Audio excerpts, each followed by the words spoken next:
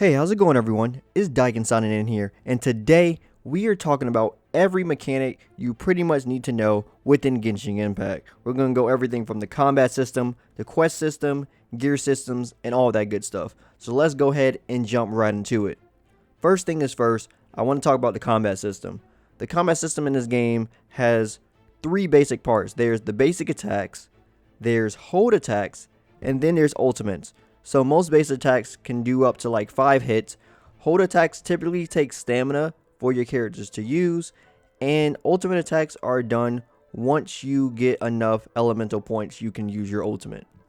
Now as far as movement go, the only other special movement besides just walking back and forth left and right is the dodge mechanic. So if you click the right mouse button, then you're able to do like a quick dash across the screen, and you're able to dodge things with that. And it also is the way you get into the sprint motion. You hold it for a little bit, and then the character will actually keep going for a sprint. That does take stamina though, so you can't do it for the entire duration.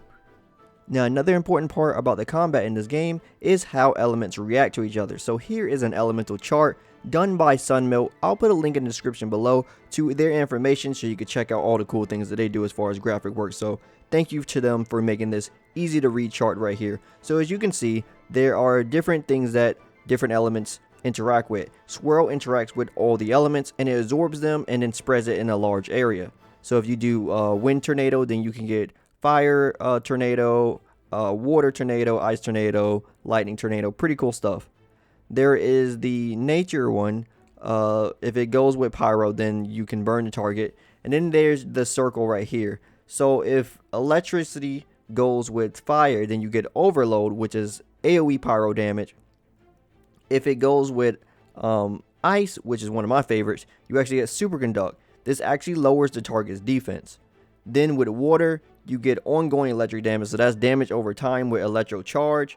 Vaporize does extra damage to targets. Melt does extra damage. And frozen, of course, they cannot move when you use water and ice together. And melt comes from ice, and then you melt them with the fire. And vaporize comes from water, and then you go into fire from there, and you get vaporized. So this is the elemental chart, and this is how it pretty much works for comboing your elements with your characters to see, what exactly you're trying to do. So this is where the combinations come in play, and this is the things that you gotta be aware of when you're actually playing this game. Now to talk about the quest system inside the game. So the first part of the quests are Archon quests. Archon quests are pretty much the main story quests of the game. I don't really know why it's worded that way, because there is one section called story quests, but as far as I know, story quests are typically side quests. All the story quests that were in the closed beta 1 and closed beta 2 are pretty much side stories of like the characters that you get within the game. So I consider those side stories, and the Archon was the main story, following Storm Terror and stuff like that. Then there are the commission quests in the game. Commission quests are basically your dailies. So in this game, you're going to be doing dailies that reset every day when you get inside of the game, and you can get premium currency. You're going to get some experience and friendship points. Friendship points can be used to basically see more about the background of these characters outside of doing their side stories. And yeah, it's pretty cool stuff. Then there are the world quests. So world quests are secret side story quests that are found throughout the world. So sometimes you'll be like walking, and then like you'll see like an abandoned village with like a ghost girl or something, and you can like do that secret quest. Sometimes you'll see like a random note inside of an abandoned house, and it'll tell you like there's some secret treasure, and you can like try to solve that, and like you get these items and stuff. So it's pretty cool. And then there's the random event quest. The random event quests are sometimes when you're like, once again, you're walking around, and sometimes it'll be like, hey, there's a group of monsters over here, go defeat them in this area close to you, and then you'll get some pretty cool rewards for doing that. So those are all the pretty much all the main quests inside the game, and that's pretty much how the quest system works at the moment. Okay, so now we're going to shift and start talking about the gear system inside this game, starting off with the weapons. Now every weapon in this game has a static base attack and a main stat. They also have a static skill per weapon as well. So for example, here is my Iron Sting weapon for my MC, and it deals elemental damage, increased all damage by 10% for 6 seconds. And it has a max of 2 stats. So that is a static skill per per weapon. So every time I get this weapon, it will always have that skill within it. Now, as far as artifacts go, the main stat is RNG, except for flowers and feathers. Flowers will always be HP, and feathers will always be attack. The substats are all RNG as well, and each artifact is tied to a specific set that does not change. Okay, now it's time to talk about the elephant in the room. Yes, this game does have a gacha system. Now, as far as how it works, weapons and characters are in the same pool unless the weapons have a specific banner for themselves. You will always have weapons in a character banner pool. There will never be just characters inside of the pool. Now, the Intertwined Fate is a limited item that was, I believe, only in the beta as it was described. And then there's the Acquainted Fate, which is the standard currency within the game. To get the Acquainted Fate, you need the premium currency of Primal Gems, which you convert into the Wishing currency. Now, there are two different types of pools inside the game. There's the single and the 10 pool. 10 pools will guarantee at least one 4-star or higher weapon / character. Now, there were some additional currencies, and I don't know if they were beta only, but every pool gives you a Masterless Stardust to spin, and dupes give you a Master Star Glitter to spin when you get a dupe for a character. A cooking system also make an appearance inside this game. It's pretty standard. You can get recipes by buying them, or you can learn them through quests. There is a proficiency level within the cooking system that also gives you the ability to auto cook, and there are character cooking bonuses that you should be aware of. So every character has something that they're good at as far as cooking, so you should definitely pay attention to that because it gives you either an extra or new item, or you can increase your proficiency much faster. There also are ingredients that are working on a real timer for ingredient prep. For example, if you wanted to make something like butter, then you would have to wait for a certain amount of time in real time before you can actually achieve that item. Okay, finally it's time to talk about the exploration and the leveling systems of this game. First off, your adventure rank. Your adventure rank is tied to unlocks within the game. This is how you're going to unlock story. This is how you're going to unlock recipes and dungeons. You gain it through quests, solving puzzles to unlock chests, random events, and upgrading the statues. Now, when you level up these statues, you gain access to sigils, premium currency, experience, and the most important thing, an increase in maximum stamina. Now, as far as leveling goes, character leveling is pretty simple.